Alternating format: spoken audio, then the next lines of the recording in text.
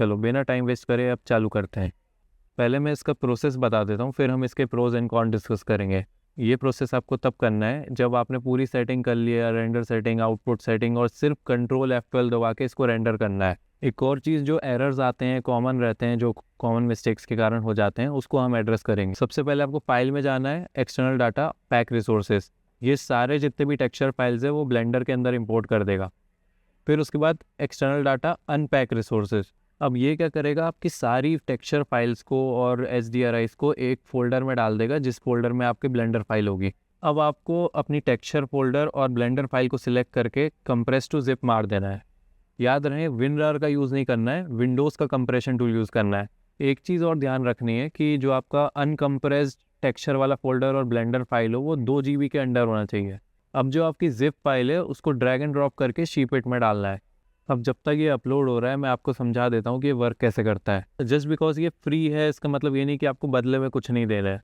सबसे पहले तो आपको शीपिट का क्लाइंट उतार के पहले दूसरों के फ्रेम रेंडर करने पड़ेंगे, उससे आपको पॉइंट्स मिलेंगे। अब आपको लग रहा होगा यार अगर मैं दूसरों के फ्रेम रेंडर कर सकता हूँ तो मैं खुद ही के कर लूँ। तो देखिए इसका मॉडल कुछ इस टाइप का है कि मान लो तुमने जो पॉइंट्स इकट्ठा करे हैं, अब तुम जब अपना फ्रेम रेंडर करोगे और मान लो 10 लोग बैठ के रेंडर कर रहे हैं, तो अब वो 10 लोगों के पास 10-10 फ्रेम जाएंगे। जितना टाइम एक पीसी को 100 फ्रेम रेंडर करने में लग रहा था, उससे कम टाइम एक पीसी को 10 फ्रेम करने में लगेगा। तो जब 10 पीसी एक एक फ्रेम कंप्लीट कर लेंगे तो तुम्हारे पास एक साथ 10 फ्रेम आएंगे। आई होप ये सुनने में पिरामिड स्कीम जैसा ना लग रहा हो। अब अपलोड हो गया है, अब क्या टेंशन, अब तो बस रेंडर चालू हो जाएगा।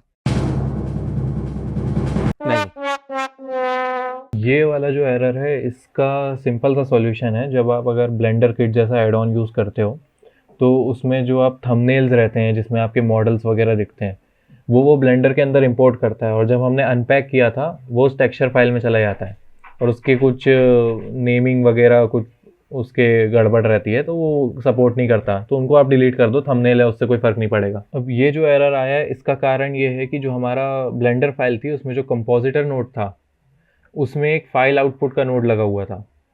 अब ऐसा नहीं है कि कंपोजिटर बंद होना चाहिए, तुम कंपोजिट करके आउटपुट निकाल सकते हो, पर एक फाइल आउटपुट का नोड नहीं होना चाहिए। आउटपुट एक ही होना चाहिए जो मेन तुम्हारा फाइल आउटपुट वाले पाथ से निकल रहा है। अब जब हम इसको अपलोड करेंगे तो हमारे पास 2 ऑप्शन आएंगे, एक CPU का और एक GPU का।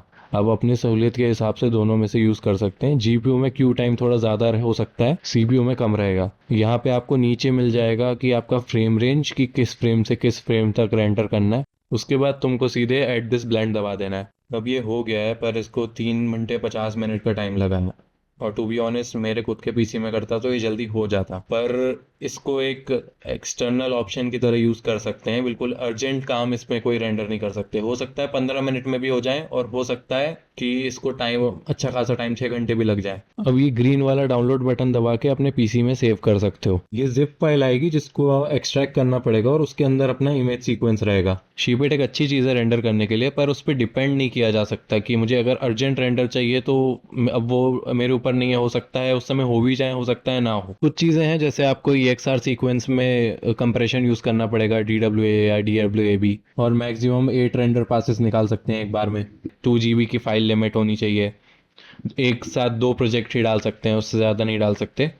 बाकी मैंने पर्सनली इसका काफ़ी यूज़ किया है, काफ़ी काम भी आया है, पर हाँ कभी कभी इस रेंडर करने में टाइम लग सकता है और कभी कभी बहुत जल्दी भी हो जाता है। बाकी अगर आपको इस टाइप की वीडियो और चाहिए तो प्लीज़ लाइक शेयर सब्सक्राइब करिए। कुछ मेरे लिए सजेशन हो तो प्लीज़ कमेंट में बताइए।